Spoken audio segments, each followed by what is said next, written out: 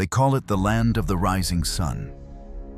Yet its light has been swallowed many times by wars that tore its soil, famines that hollowed its people, and quakes that broke its cities. Today's Japan gleams with technology, but the echoes of 1,000 years remain. Samurai who died for honor, emperors who ruled like shadows, and a nation burned by 2 artificial suns. This is Japan, reborn again and again. Before Japan was Japan, before the word itself had meaning, before the emperors, before the polished steel of the katana, or the haunting stillness of Zen gardens.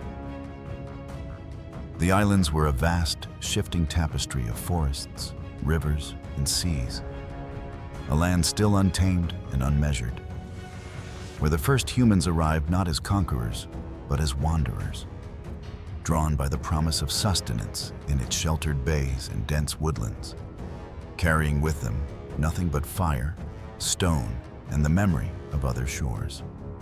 It is believed that as far back as 30,000 years ago, during the Paleolithic Age, small bands of hunter-gatherers crossed land bridges from the Asian mainland, following herds of deer and boar, their path lit not by ambition, but by survival.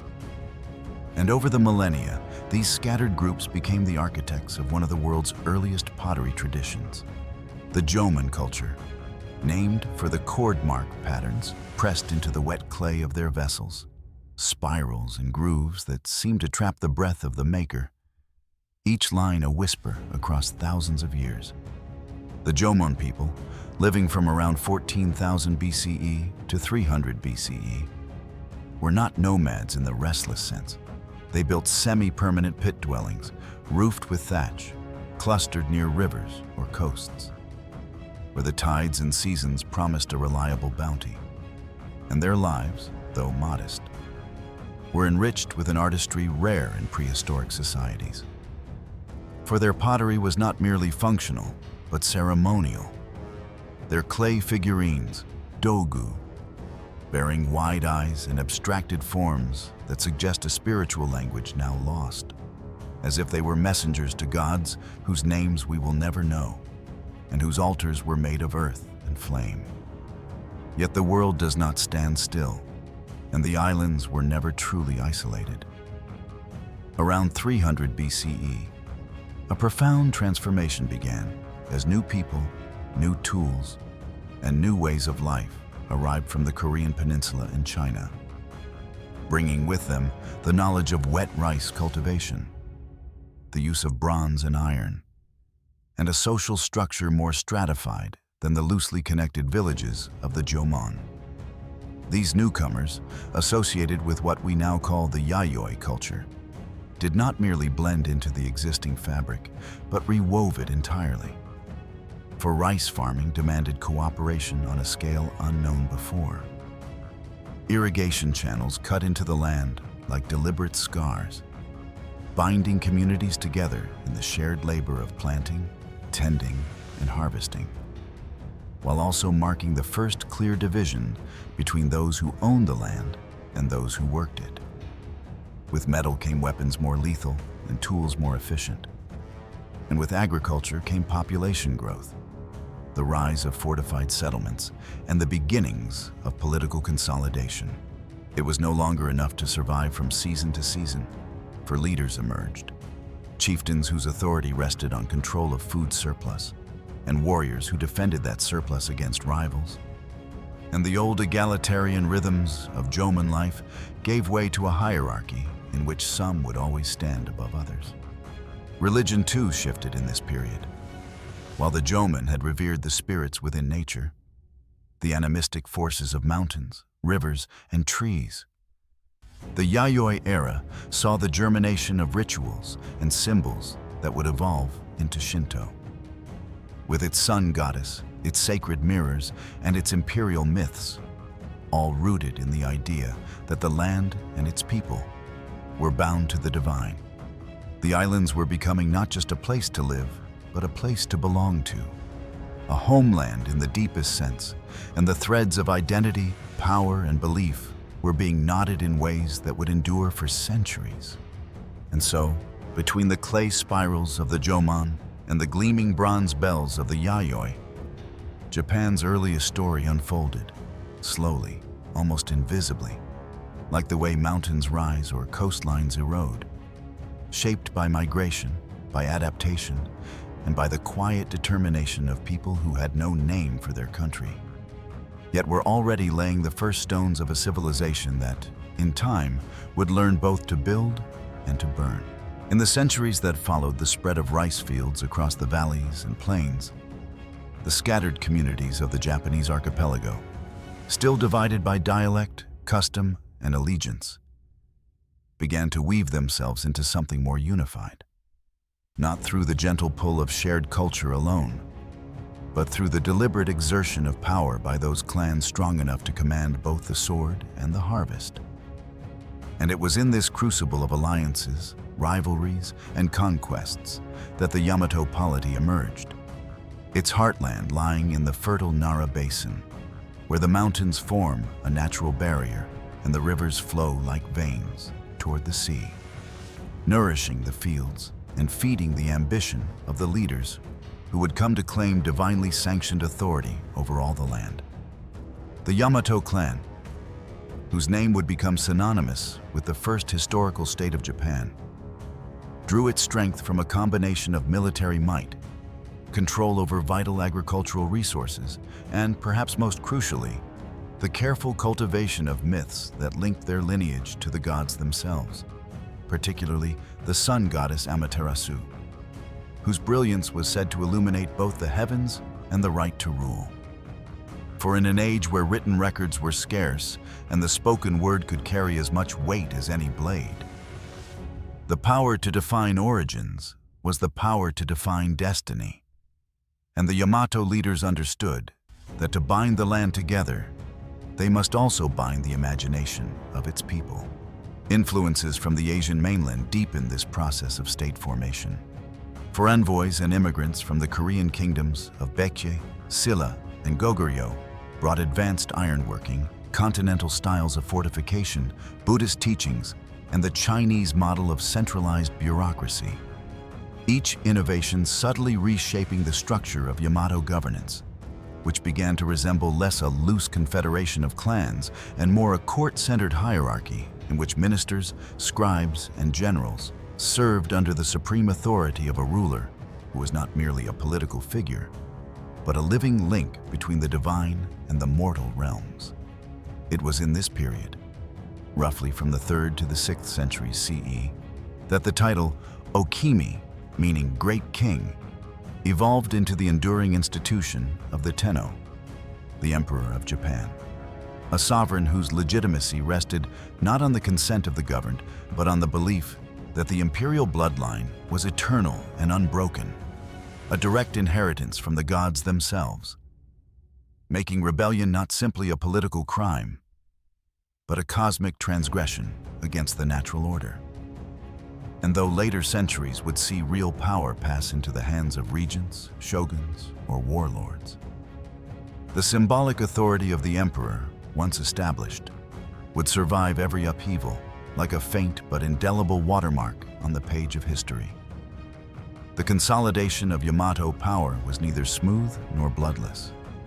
For rival clans such as the Mononobe and the Soga contested both influence at court and the very question of how foreign ideas should be integrated into native traditions, with disputes over the adoption of Buddhism becoming a proxy for deeper struggles over identity, sovereignty, and the balance between innovation and preservation.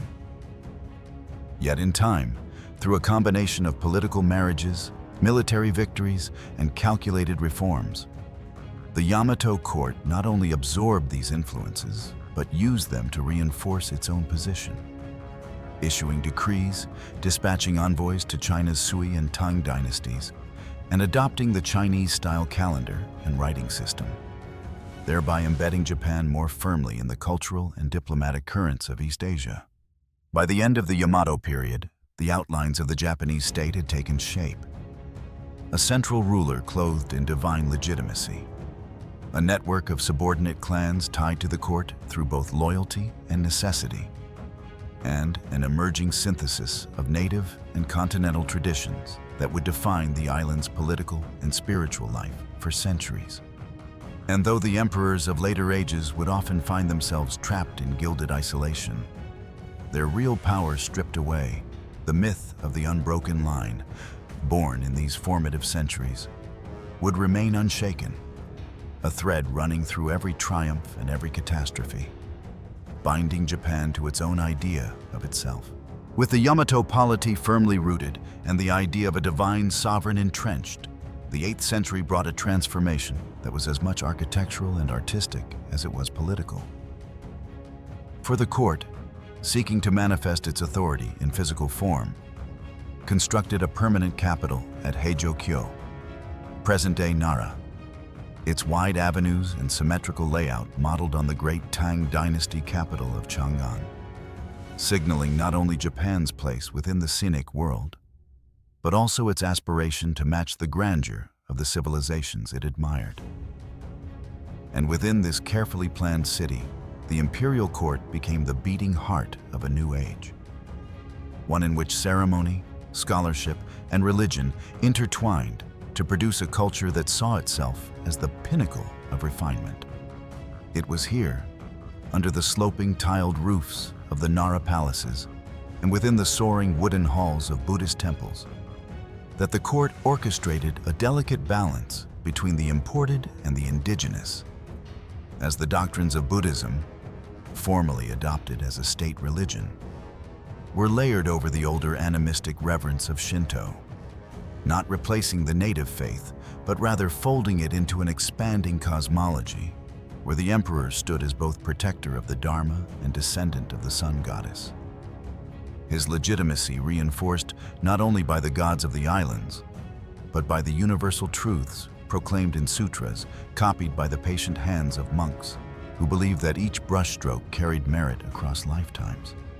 Yet Nara's splendor was also a display of vulnerability.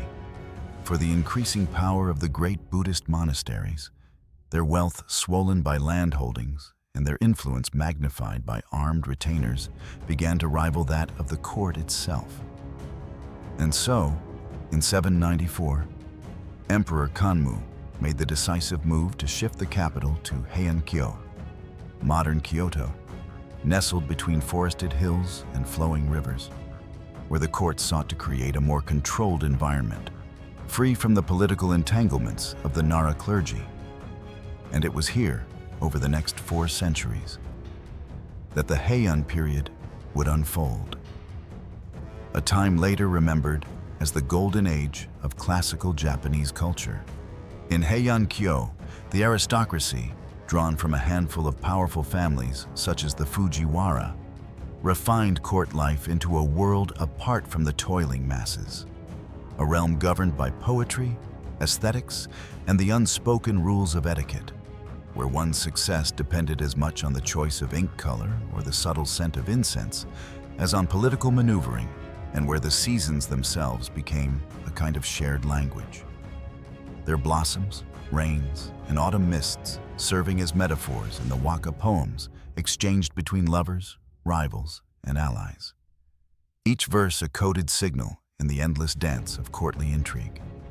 This was the era that produced The Tale of Genji, penned by the lady-in-waiting Murasaki Shikibu, a work often hailed as the world's first novel, its pages breathing life into the melancholy and beauty of a courtly existence where love was fleeting, status was everything, and the passage of time was felt as a constant, bittersweet undercurrent.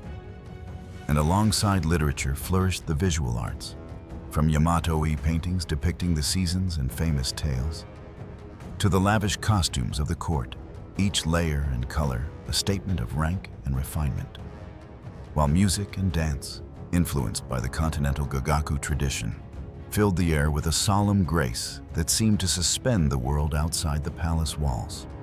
Yet beneath the glittering surface of Heian culture lay an unbridgeable distance from the common people. For while the aristocrats composed poetry by moonlight and pondered the color of falling leaves, the farmers and fishermen labored unseen, their lives untouched by the elegance of the capital. And over time, The court's detachment from the realities of governance would leave it vulnerable, as provincial warriors, men bound by duty to protect estates and enforce order, grew in strength, setting the stage for a fundamental shift in power. For even the most resplendent golden age cannot last forever. And in the stillness of Heian-kyo's gardens, there was already the faint echo of hoofbeats and the distant clang of steel, heralding the rise of the samurai and the end of the court's unchallenged supremacy. As the Heian court drifted deeper into its own world of verse and ritual, the distant provinces, those rugged stretches of mountains, forests, and rice fields far beyond the sight of the palace, were increasingly governed not by delicate brushstrokes on scrolls, but by the unsheathed blades of men whose loyalty was measured not in poetic skill or elegance of dress, but in their readiness to defend land, settle disputes, and enforce the will of whichever lord could pay them, in rice, land rights, or the promise of honor. And from these provincial enforcers emerged the warrior class that would come to be known as the samurai, a caste whose discipline, martial skill, and rigid sense of duty would reshape the political and cultural landscape of Japan for centuries. The rise of the samurai was not an overnight transformation, but the gradual result of centuries of decentralization.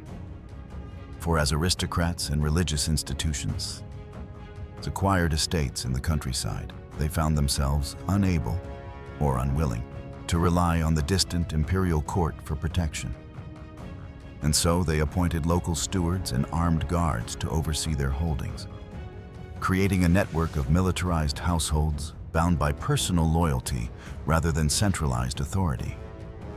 And in the crucible of constant skirmishes, border disputes, and defense against bandits or rival clans, these warriors refined both their weapons and their code, evolving from rough enforcers into a disciplined elite who valued loyalty, courage, and above all, the willingness to die rather than bring dishonor upon their name.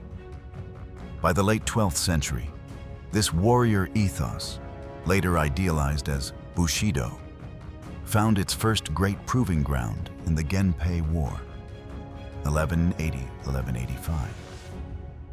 A bloody struggle between the Taira and Minamoto clans that drew in thousands of samurai and culminated in the fateful naval battle of Dan no Ura, where the Minamoto emerged victorious, their banners fluttering above the waves, even as the defeated Taira, cornered and desperate, consigned themselves and their young emperor to the depths of the sea. And with this victory, Minamoto no Yoritomo became the first to wield supreme military authority as shogun, establishing his base not in the imperial capital of Kyoto, but in Kamakura, a coastal city whose distance from the court signaled the dawn of a new political order in which real power rested not with the emperor, but with the military government, the Bakufu. The Kamakura shogunate, though nominally ruling in the emperor's name, represented a profound shift in the structure of Japanese governance, replacing the centralized, court-centered model with a feudal system in which loyalty was cemented through a web of vassalage, land grants, and reciprocal obligations. Under this arrangement, the samurai became the backbone of the state, bound to their lords by oaths of service, their lives defined by readiness for war even in times of peace, and their families sustained by the rice harvested from the lands they defended. This new warrior-led order was tested not only by internal unrest, but by external threat, most famously during the Mongol invasions of 1274 and 1281. When the combined forces of Kublai Khan sought to subjugate Japan. And though the samurai fought with unmatched ferocity, cutting down wave after wave of foreign soldiers on the beaches of Kyushu, it was the timely arrival of typhoons, later venerated as kamikaze or divine winds, that ultimately destroyed the Mongol fleets, reinforcing the belief that the gods themselves favored the land of the rising sun, even as the immense cost of defense strained the shogunate's resources and sowed the seeds of its decline. In the end, The Kamakura shogunate's authority was eroded by both financial strain and the ambitions of rival factions. And by the mid-14th century, the political balance would tilt once more, ushering in an era where the fragile order of feudal bonds unraveled into renewed conflict. Yet the legacy of the Kamakura age, the elevation of the samurai from provincial retainers to the ruling elite, would endure, shaping not only the politics of Japan, but its soul. For in the shadow of their swords lay the conviction that honor, once lost, could only be redeemed in blood. The fall of the Kamakura shogunate in 1333 did not restore the emperor to true power. For although Emperor Go-Daigo briefly sought to reassert imperial authority during the Kemo Restoration, his inability to satisfy the ambitions of the warriors who had fought for him fractured the fragile alliance between throne and sword.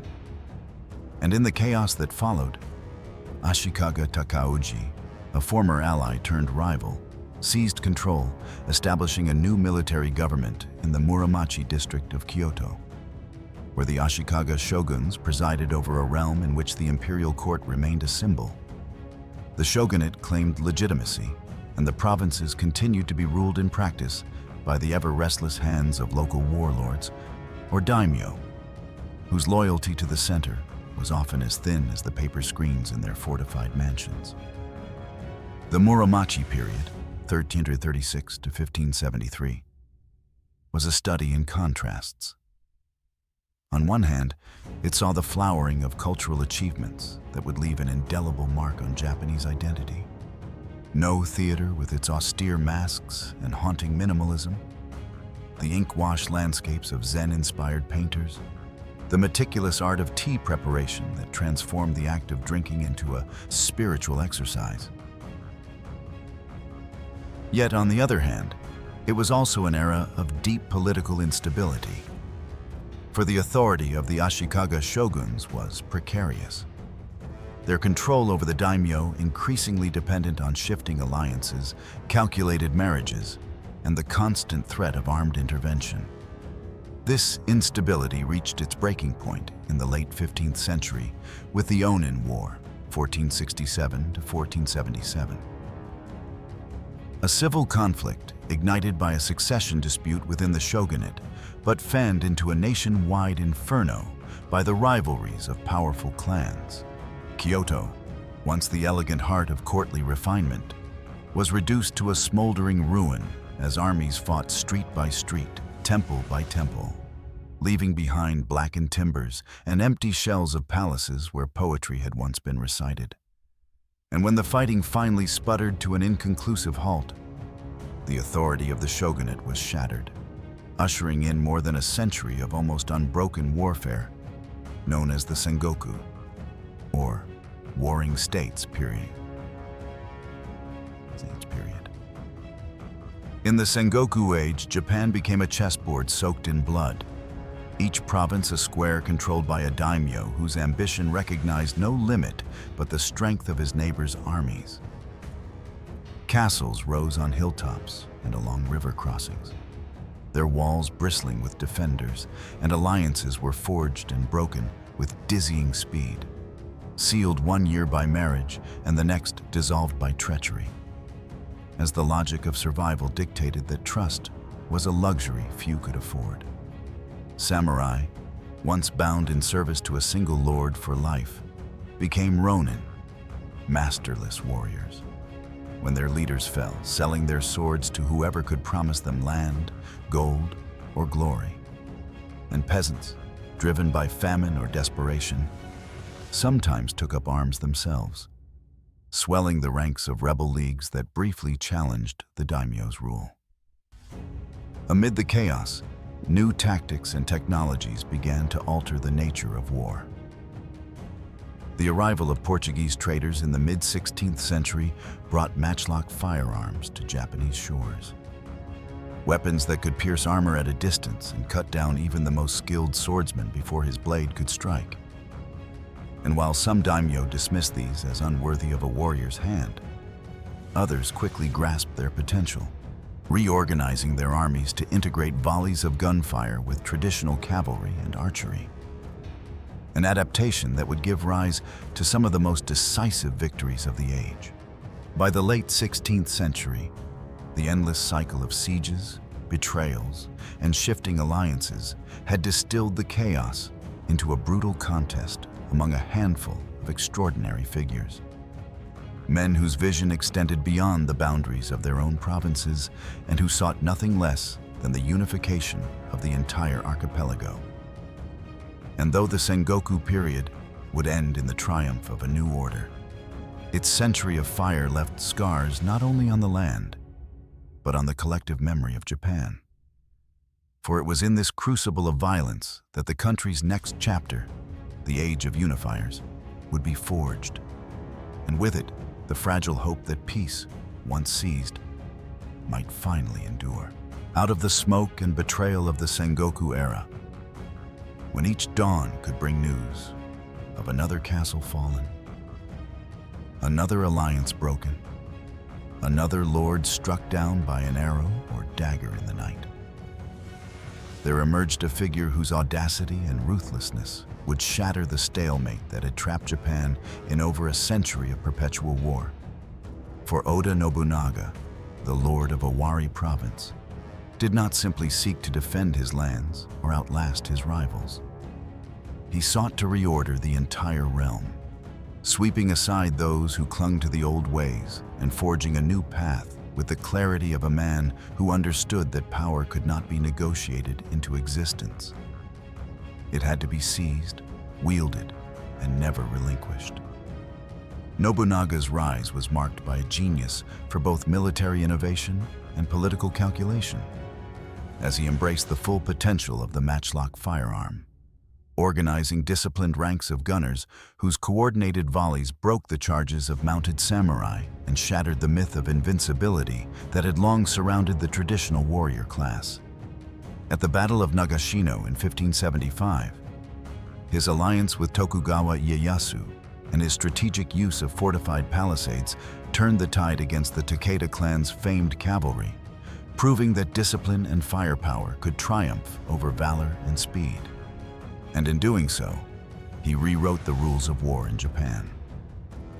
Yet Nobunaga was more than a battlefield tactician. He was a master at exploiting the divisions among the daimyo, drawing some into alliance with promises of land or wealth, annihilating others who resisted, and breaking the political power of Buddhist warrior monks who had long stood as an independent force, razing their fortified temples in acts of calculated brutality that made clear his determination to eliminate any rival center of authority.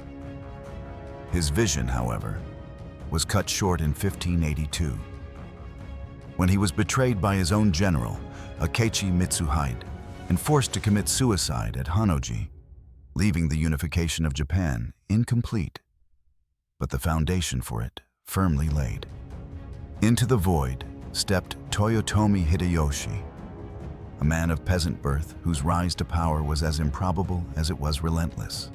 For through sheer ability, political cunning, and an instinct for survival, he avenged Nobunaga's death, consolidated control over the fractious daimyo, and completed the unification of the Japanese islands. His reign was marked by sweeping reforms that froze the rigid social hierarchy, banning peasants from bearing arms, confining the samurai to castle towns, and initiating large-scale land surveys that strengthened central authority. While his ambition extended beyond Japan's shores, leading to disastrous invasions of Korea that drained resources and cost countless lives, a testament to the peril of seeking glory beyond the limits of endurance. When Hideyoshi died in 1598, leaving only a young son as heir, the fragile unity he had forged teetered on the brink of collapse. For among the daimyo, there was one man who had waited patiently, building alliances, gauging the balance of loyalty and ambition, and preparing for the moment when the decisive blow could be struck. Tokugawa Ieyasu, a shrewd strategist who understood that victory in war was meaningless unless it could be transformed into lasting peace. At the Battle of Sekigahara in 1600, he crushed the coalition opposed to him, seizing unrivaled authority and, in 1603, receiving the title of shogun, thus beginning the Tokugawa shogunate that would rule Japan for more than 2.5 centuries. The unification achieved by Nobunaga's fire, Hideyoshi's reforms, and Ieyasu's enduring political structure did not simply end the Sengoku chaos. It created a framework in which peace, order, and stability became the foundation of a society that had for generations known only the language of war. And though the swords of the samurai would not fall silent entirely, their role would shift, their identity reshaped by the demands of a world where loyalty was no longer proven on the battlefield, but in the careful maintenance of a system designed to prevent the very conflicts that had made these three men's rise possible. When Tokugawa Ieyasu assumed the title of shogun in 1603, he did so with the clear understanding that military victory alone could not secure the future of his lineage. For the history of Japan until that moment had been a relentless succession of rise and fall, of rulers undone not only by the swords of their enemies, but by the shifting loyalties of their allies. And thus, the Tokugawa shogunate was conceived as more than a military regime. It was an intricate, deliberately engineered system designed to control every lever of power, to bind the daimyo into a web of obligations and surveillance so tight that rebellion would be nearly impossible, and to ensure that the peace won at Sekigahara would last not for a single generation, but for centuries. At the heart of this system lay the policy of Sankin Kotai, or alternate attendance, which required each daimyo to spend alternating years in Edo, the shogun's capital, leaving their families there as virtual hostages during their absence. This not only drained the wealth of the lords, who were compelled to maintain lavish processions and residences in two places, but also served to keep them under constant watch, turning the road to Edo into both a spectacle of feudal order and a symbol of the shogunate's quiet dominance. Land was carefully allocated, fortifications strictly regulated, and the carrying of arms restricted to the samurai class, whose role, in the absence of continuous warfare, shifted from that of battlefield commanders to bureaucrats and administrators, their swords now more a badge of status than a tool of survival. The Tokugawa also pursued an increasingly isolationist foreign policy, culminating in the Sakoku Edicts of the 1630s, which closed the country to almost all foreign contacts save for tightly controlled trade with the Dutch and Chinese at the port of Nagasaki, the reception of Korean embassies through Tsushima, and limited contact with the Ryukyu Kingdom and the Ainu. Christianity, introduced by Portuguese missionaries in the previous century, was ruthlessly suppressed after the Shimabara Rebellion of 1637-1638. Its practitioners executed or forced to renounce their faith as the shogunate sought to eliminate any ideological or political influence that might undermine its authority. This self-imposed seclusion did not mean stagnation. Rather, it allowed the shogunate to regulate the flow of foreign goods and ideas while preserving the internal stability that was the foundation of its power. Over the course of more than 250 years, this stability fostered one of the most remarkable cultural flowerings in Japanese history. For while the upper classes observed the rigid formalities of Confucian morality and the prescribed etiquette of court and castle, the townspeople of Edo, Osaka, and Kyoto developed a vibrant urban culture that celebrated pleasure, wit, and transience, giving rise to the so-called ukiyo, or floating world. In the tea houses, kabuki theaters, and pleasure quarters, merchants and artisans, despite their low official status, became patrons of the arts, commissioning ukiyo-e woodblock prints that depicted famous courtesans, actors, and scenic landscapes, works by masters such as Hokusai and Hiroshige that captured both the fleeting beauty of the seasons and the ephemeral allure of urban life. This was also the age when haiku, distilled to their essence by poets like Matsuo Basho, condensed the vastness of human feeling into 17 syllables, linking the momentary with the eternal. And when the tea ceremony, garden design, and other arts reached new heights of refinement under the influence of Zen aesthetics. Yet even as these cultural achievements flourished, the Tokugawa order was not without its tensions. For rigid social hierarchies left little room for mobility, famine, and natural disaster, periodically reminded the people of their vulnerability. And the very peace that allowed art to flourish also dulled the martial edge of the samurai, leaving them dependent on stipends in a changing economy where merchants quietly accumulated unprecedented wealth.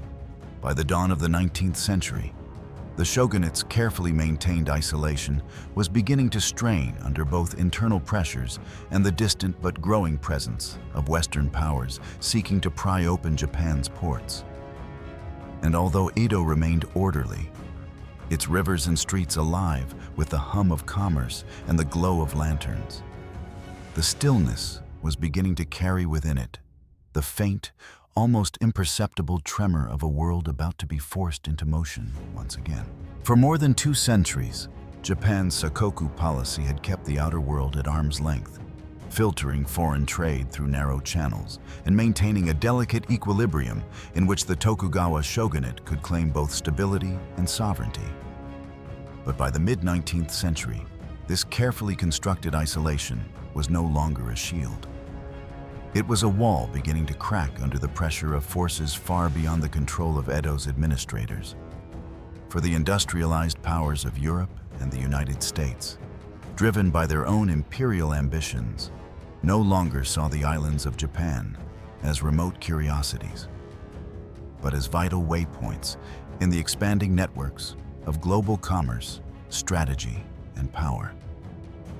In 1853, Commodore Matthew Perry of the United States Navy arrived in Edo Bay with a squadron of black ships, their steam-driven engines and looming cannons a visible reminder of how far the West had advanced during Japan's centuries of seclusion, and his demand that Japan open its ports to American vessels was backed not by diplomatic courtesy, but by the unspoken certainty that refusal would invite destruction.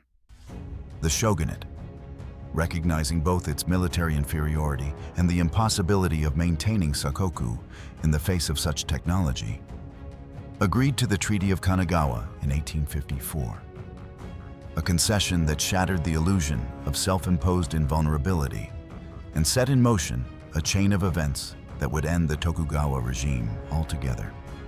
The years that followed saw Japan forced into a series of unequal treaties with Western powers, agreements that granted extraterritorial rights to foreign nationals and fixed low tariffs on imported goods, effectively stripping the shogunate of both legal authority over foreigners and control of its own trade policy.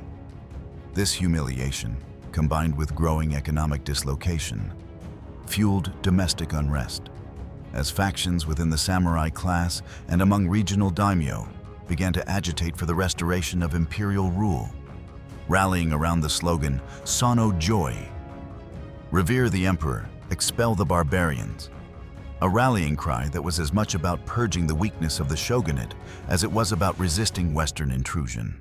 The conflict between pro-shogunate forces and those seeking to restore the emperor's direct rule escalated into open civil war in the late 1860s, culminating in the Boshin War, 1868-1869. In which modernized imperial forces, equipped with Western rifles and artillery, defeated the shogunate's armies. Tokugawa Yoshinobu, the last shogun, formally resigned in 1867, and in 1868, the young Emperor Meiji proclaimed the restoration of imperial authority, a symbolic return to ancient legitimacy that in reality marked the beginning of a radically new political and social order. The Meiji leaders, many of them former samurai from domains that had opposed the Tokugawa, understood that survival in a world dominated by industrialized empires required more than rhetoric. They embarked on a sweeping program of modernization that dismantled the feudal system abolishing the Han domains and replacing them with a centralized prefectural administration, disbanding the samurai class as a hereditary military elite, and introducing universal conscription to build a modern national army. The government sent students and officials abroad to study Western science, engineering, law, and military organization, importing not only technology, but the institutional frameworks that would allow Japan to adapt and innovate on its own terms. Industrialization accelerated at a pace that astonished foreign observers. Railways, telegraph lines, shipyards, and factories sprang up across the country. And education, once the privilege of the elite, was made compulsory, creating a literate population ready to serve the needs of both industry and government. The new Meiji Constitution of 1889 established a constitutional monarchy, modeled in part on Prussia's, with an elected parliament, the Diet. But ultimate authority still vested in the emperor, whose position was carefully enshrined as sacred and inviolable. By the closing decades of the 19th century, Japan had not only secured the revision of some of the most restrictive, unequal treaties, but had begun to project its own power abroad, defeating China in the First Sino-Japanese War, 1894 to 1895, and gaining Taiwan as its first overseas colony, a transformation so rapid and complete that within a single generation, Japan had moved from enforced isolation to active participation in the imperial competitions of the modern world. Its ships now sailing not as targets of foreign gunboats, but as the instruments of its own ambitions.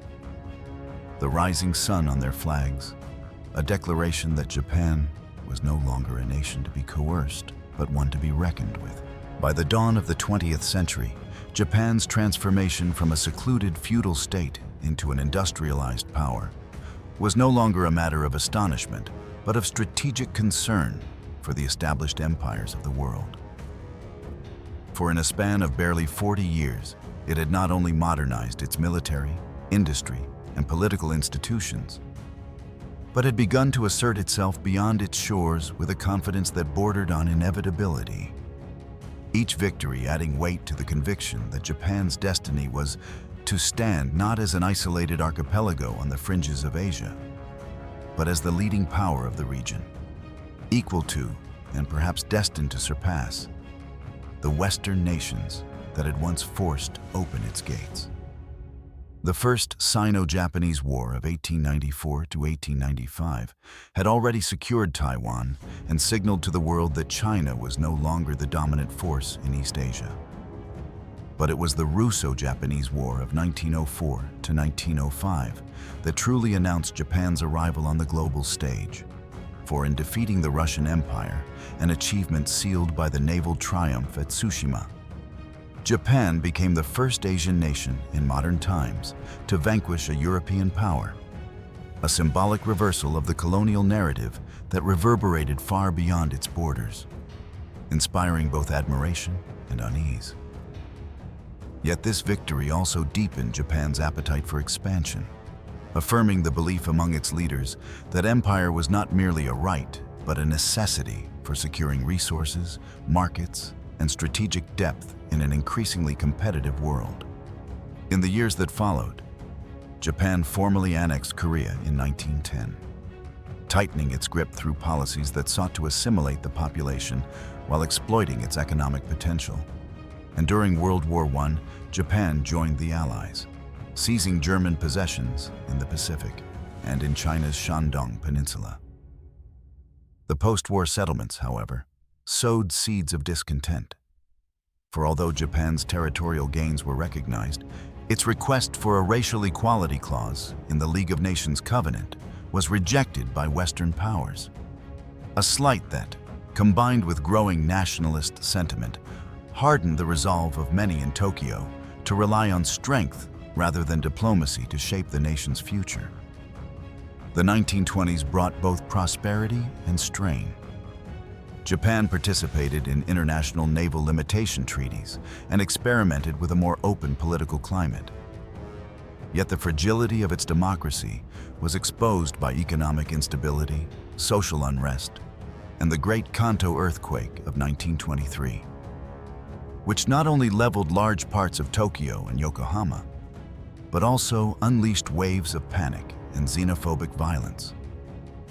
As the global Great Depression struck in 1929, the economic crisis fueled the rise of ultranationalist and militarist factions within both the army and navy. Men who viewed parliamentary compromise as weakness and believed that Japan's survival depended on seizing the raw materials and territories necessary to make it self-sufficient. In 1931, the Kwantung Army engineered the Mukden incident as a pretext to occupy Manchuria, establishing the puppet state of Manchukuo under the nominal rule of the last Qing emperor, Puyi. International condemnation followed, and Japan withdrew from the League of Nations in 1933, signaling a decisive break with the post-World War international order. The years that followed saw a steady escalation of aggression, culminating in the full-scale invasion of China in 1937 after the Marco Polo Bridge incident. A campaign marked by atrocities such as the Nanjing Massacre, where tens of thousands were killed in acts of brutality that would stain Japan's wartime record irreparably. By the early 1940s, Japan's imperial expansion brought it into direct conflict with Western colonial powers in Asia, particularly over access to vital resources like oil, rubber, and tin when U.S. economic sanctions threatened to strangle its war effort in China. Japan struck decisively, launching the surprise attack on Pearl Harbor on December 7, 1941. A move that brought the United States into World War II and transformed the Pacific into a vast theater of conflict. At first, Japanese forces advanced with stunning speed, overrunning territories from the Philippines to Burma. But the tide began to turn with the Battle of Midway in 1942. And by 1945, after years of grinding losses, blockades, and firebombing raids that reduced Japanese cities to ashes, the war reached its apocalyptic climax with the atomic bombings of Hiroshima and Nagasaki. Two blinding flashes that obliterated tens of thousands in moments and left countless others to suffer slow, lingering deaths, marking both the end of the Empire of Japan and the beginning of an American occupation that would remake the nation once again. When Emperor Hirohito's voice crackled over the radio on August 15, 1945, formal, restrained, and yet trembling with the weight of a nation's surrender, it marked the first time most Japanese people had ever heard their sovereign speak. And in that moment, as his words acknowledged enduring the unendurable, the centuries-old image of the emperor as a divine, untouchable figure dissolved into something more human. For Japan stood not as a proud empire expanding its reach, but as a shattered land, its cities reduced to charred ruins, its people displaced and starving, its industry broken, and its very identity forced to confront a reckoning with the war's catastrophic end and the moral abyss of its wartime actions. The American occupation that followed, led by General Douglas MacArthur, was not merely a military presence, but a sweeping program of political, economic, and social transformation. One that sought to dismantle the structures that had enabled militarism while laying the foundations for a democratic state. The 1947 Constitution, drafted under Allied supervision, enshrined civil liberties, established parliamentary sovereignty, and, in the now famous Article 9, renounced war as a sovereign right, effectively removing the ability to maintain offensive military forces, though the creation of the self-defense forces in later decades would blur the absoluteness of that pledge. The occupation authorities dissolved the zaibatsu conglomerates that had dominated pre-war industry, redistributed land from large landlords to tenant farmers, expanded women's rights, including suffrage, and reformed the education system to emphasize critical thinking over rote obedience. Yet these reforms, while transformative, unfolded against the backdrop of a devastated economy, where rationing was a daily reality. Black markets flourished, and hunger and disease remained constant threats in the years immediately after the war, forcing millions to rebuild their lives from the ground up with whatever materials and hope they could salvage. By the early 1950s, however, Japan's fortunes began to shift, aided in part by the Korean War, 1950-1953, which turned the archipelago into a crucial logistical base for United Nations forces and spurred demand for Japanese goods, from textiles to vehicles, injecting much-needed capital into its recovering industries. The end of the occupation in 1952, formalized by the Treaty of San Francisco, restored Japan's sovereignty. But it also left the nation firmly within the strategic orbit of the United States. Its security guaranteed under a bilateral alliance that allowed American troops to remain stationed on Japanese soil. In the decades that followed, Japan embarked on what would come to be known as the post-war economic miracle, a period of sustained, rapid growth driven by a combination of government-guided industrial policy, disciplined corporate culture, high savings rates, and an increasingly skilled workforce. From the 1950s through the 1970s, Japan transformed into a manufacturing powerhouse, producing cars, ships, electronics, and machinery that would dominate global markets. While its cities swelled into modern metropolises, their neon-lit skylines replacing the memory of wartime firestorms with visions of technological progress and consumer abundance. The 1964 Tokyo Olympics served as both a symbolic and practical milestone, showcasing Japan's recovery to the world while catalyzing infrastructure development, from the high-speed Shinkansen bullet train to expressways linking its urban centers. Yet beneath the gleaming surface of prosperity lingered the complex legacies of defeat and occupation.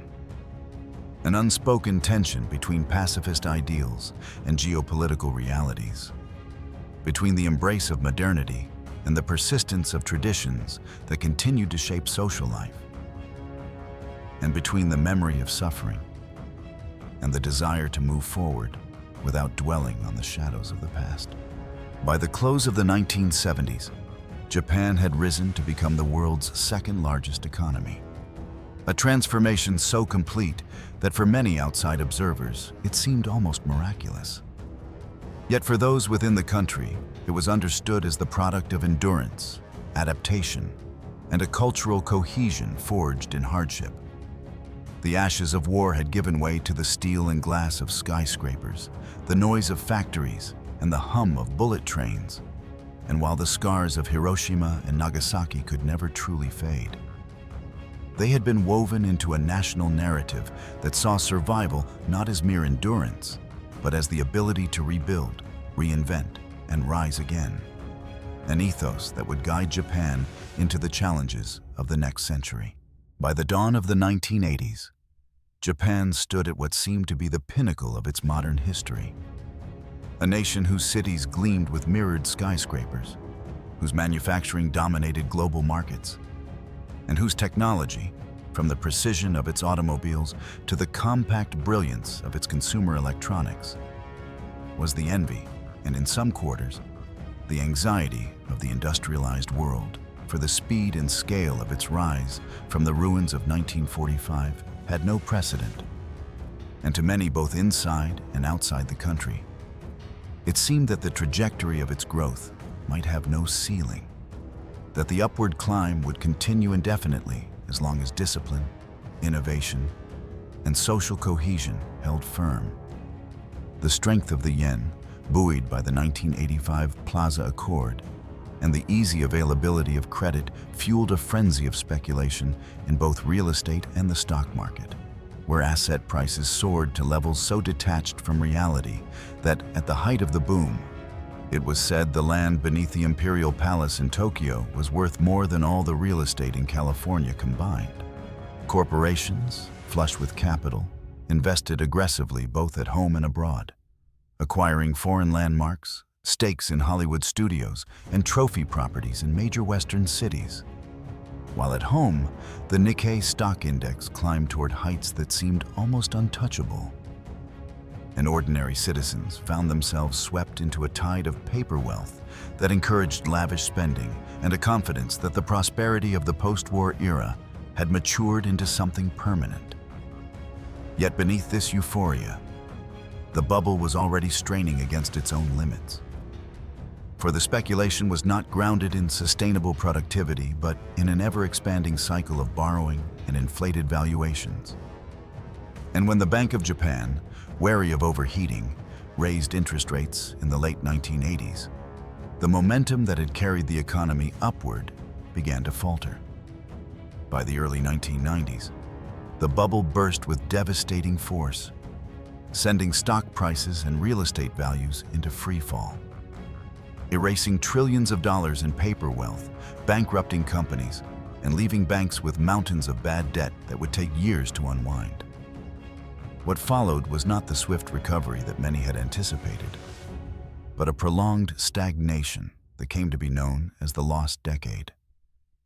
Though in truth it stretched across much of the 1990s and into the 2000s, a period in which low growth, deflation, and persistent unemployment eroded the sense of invincibility that had once defined the Japanese economic model. The government responded with repeated fiscal stimulus packages and near-zero interest rates. But the structural problems, aging demographics, over-regulated sectors, and the reluctance to write off bad loans, proved resistant to quick solutions. And the once vibrant optimism of the bubble years gave way to a more subdued, even anxious, national mood. The burst of the bubble also coincided with political instability, as the long dominant Liberal Democratic Party briefly lost power in the early 1990s. And the traditional post-war consensus, built on steady economic growth, secure corporate employment, and a strong social safety net, began to fray. Younger generations facing uncertain job prospects found it harder to replicate the stability their parents had enjoyed. And the widening gap between regular employees and a growing class of temporary or contract workers altered the fabric of Japanese society, challenging long-held assumptions about loyalty, duty, and the promise of upward mobility. By the dawn of the 21st century, Japan was still a global economic power. But its aura of unstoppable ascent had faded, replaced by a more cautious, pragmatic approach to both domestic and foreign policy, one shaped by the sobering lessons of excess and collapse. The neon of Tokyo still burned bright, the Shinkansen still sped across the islands, and the culture of craftsmanship and innovation endured. Yet beneath the surface, there lingered the quiet recognition that the forces which lift a nation to greatness can, if unchecked, just as easily propel it toward decline. And that recovery is as much a matter of patience and resilience as it is of policy and ambition. In the opening decades of the 21st century, Japan stands as a paradox in motion. A nation where the streets of Tokyo shimmer with the glow of high-resolution billboards advertising the latest robotics, biotechnology, and gaming innovations. Yet only a short walk away, one may find wooden shrines shadowed by centuries-old camphor trees, where the air smells faintly of incense, and the hands that tie folded paper fortunes to sacred ropes move with the same deliberate care as they did in an age before electricity. For here, the future and the past do not simply coexist. They interlace, each shaping and defining the other in ways that make Japan at once hyper-modern and timeless. The country remains a global leader in technology and design, its industries producing everything from cutting-edge medical devices to hybrid vehicles and artificial intelligence systems, and its cultural exports, from anime and manga to video games, fashion, and cuisine, have achieved a level of worldwide influence unmatched by most nations. Yet this global recognition exists alongside pressing internal challenges that cannot be solved by innovation alone. For Japan is now the fastest aging society on Earth, with nearly a third of its population over the age of 65. A demographic shift that strains its pension system, healthcare infrastructure, and labor force, while simultaneously reshaping the rhythms of daily life in ways that are subtle but profound. In rural towns, once bustling schools stand shuttered, their playgrounds overgrown, and streets lined with shuttered shops speak quietly of a population in retreat. While in the megacities, workforces adapt to the shortage of young labor through automation and the integration of robotics, not as a novelty, but as a necessity. Yet even as machines take on roles once reserved for humans, Japan's cultural instinct toward craftsmanship, monozukuri, the pursuit of perfection in making, remains embedded in its industrial and artistic output, ensuring that the products of its factories and workshops still carry the human touch, the unseen imprint of discipline and pride. Politically and diplomatically, Japan treads a careful path, bound by its post-war pacifist constitution, yet increasingly aware of the shifting balance of power in East Asia, where China's rise and North Korea's provocations demand both vigilance and strategic adaptation. Debates over constitutional revision, particularly regarding the constraints of Article 9, have grown more urgent in the face of regional tensions. And the Japan-US alliance continues to serve as the cornerstone of its security policy, even as questions arise about how long such arrangements can remain static in a changing world order. Culturally, Japan maintains a dual identity. On one side, the highly ritualized observances that structure the calendar: New Year's shrine visits, cherry blossom viewings, Obon festivals honoring the dead, offer continuity and a sense of belonging in a rapidly evolving society. On the other side, the nation embraces a restless experimentation with form and style, visible in the architecture of Shibuya's glass towers, the neon-splashed streets of Akihabara, and the global dominance of Japanese pop culture aesthetics, which blend tradition and futurism into a language understood by audiences from Sao Paulo to Stockholm. Natural disasters, earthquakes, typhoons, and tsunamis remain an unavoidable part of life on this volcanic archipelago. And the 2011 Tohoku earthquake and tsunami, which triggered the Fukushima nuclear disaster, stands as a stark reminder of both vulnerability and resilience. The images of entire towns swept away were followed in the years after by the quieter, less visible story of reconstruction, where communities rebuilt not simply with steel and concrete, but with the stubborn will to endure. The same will that has carried the Japanese people through centuries of upheaval, war, and renewal. Today's Japan is neither the war-ravaged nation of 1945 nor the unassailable economic miracle of the 1980s, but something more complex. A society negotiating the delicate balance between honoring the weight of its history and embracing the demands of an unpredictable future. A place where the rituals of the tea room can exist within sight of the world's fastest bullet train, and where the soul of 1,000 years still beats beneath the circuitry and glass. A reminder that rebirth in Japan is never a single event, but an ongoing act of perseverance.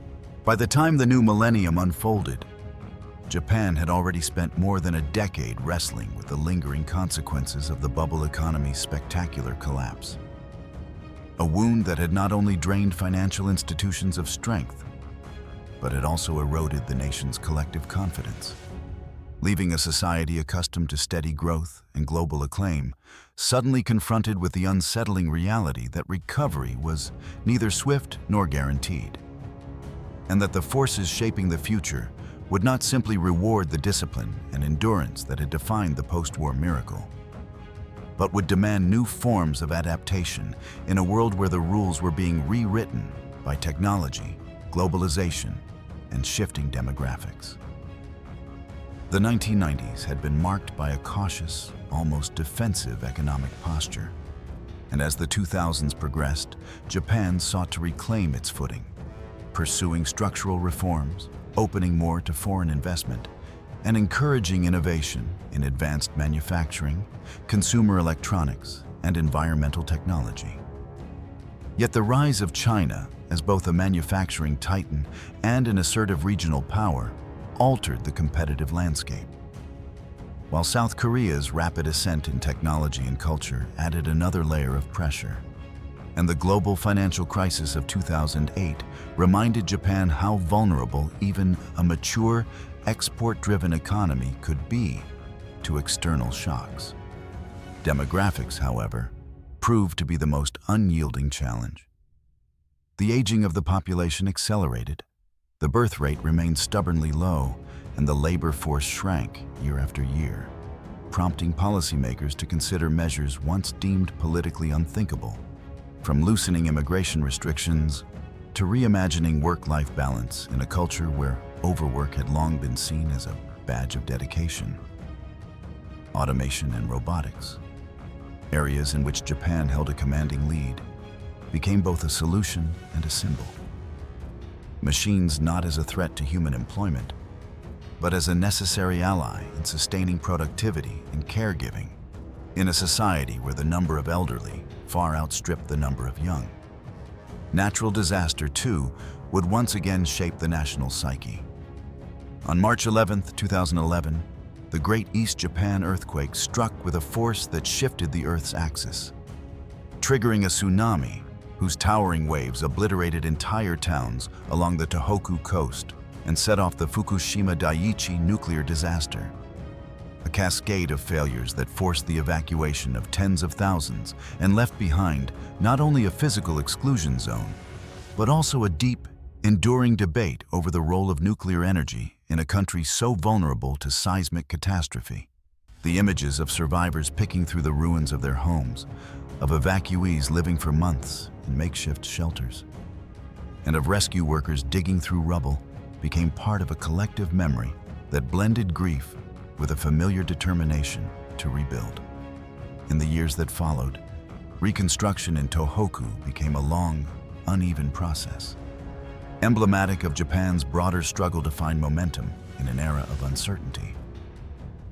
International events, from territorial disputes in the East China Sea to the shifting alliances of global trade, demanded careful navigation. While at home, the government wrestled with the twin imperatives of fiscal responsibility and economic stimulation, experimenting with monetary easing, infrastructure investment, and incentives for corporate reform under the banner of policies such as Abenomics, whose mixed results underscored both the possibilities and the limits of state-led revival.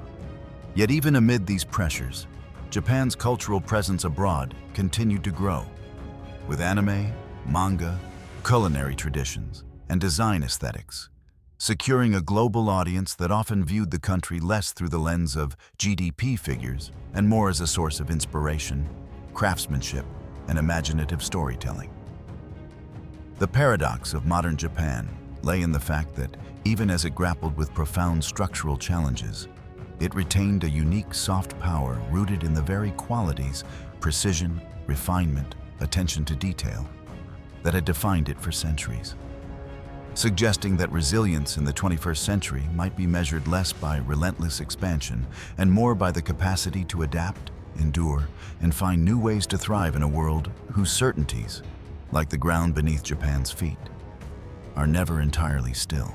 In the present day, Japan exists in a state of dynamic tension, poised between the legacies of a past that continues to shape its identity and the demands of a future that insists on constant reinvention.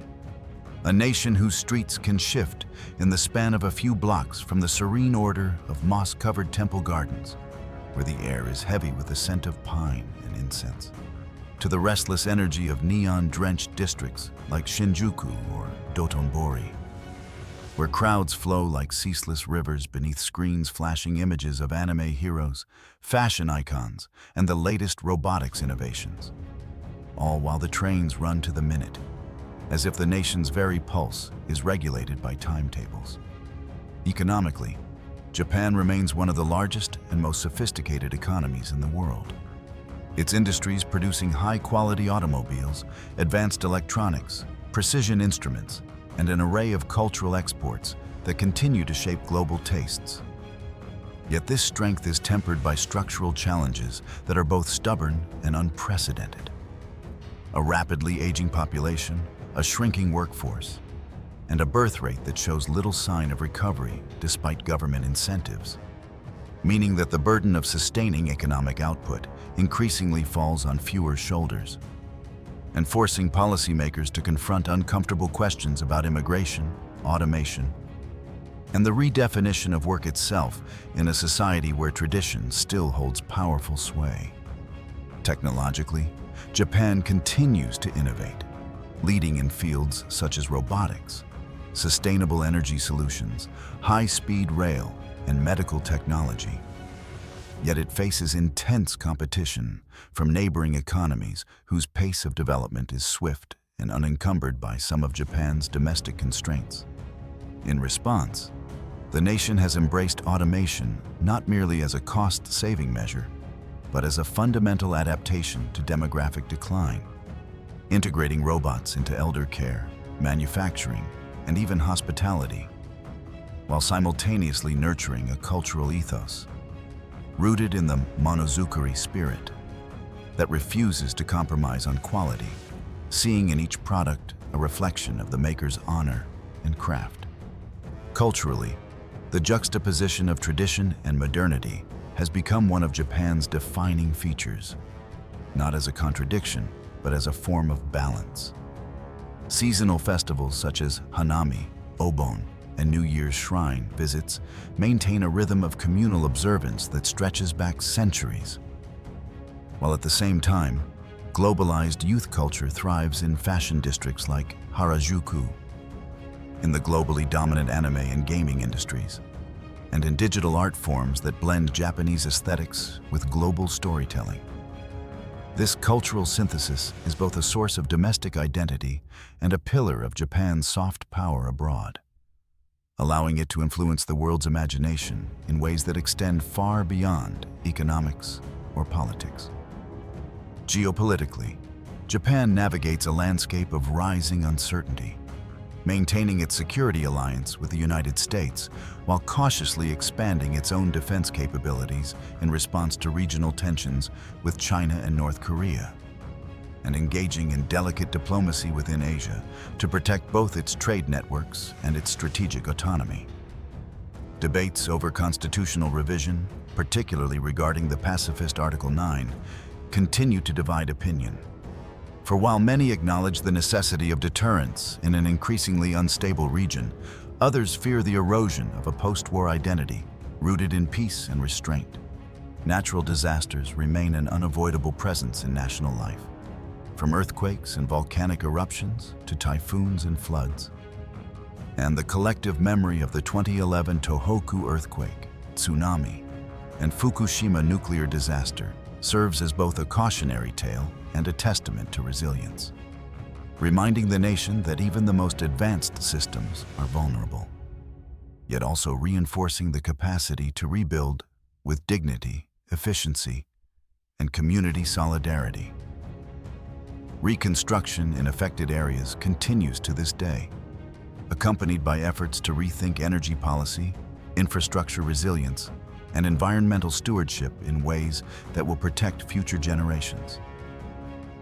In this moment, Japan is neither the exhausted nation of 1945 nor the unstoppable economic titan of the 1980s, but something more nuanced. A society in which endurance is measured not by constant growth, but by the ability to maintain stability, cultural richness, and technological leadership in a world defined by volatility.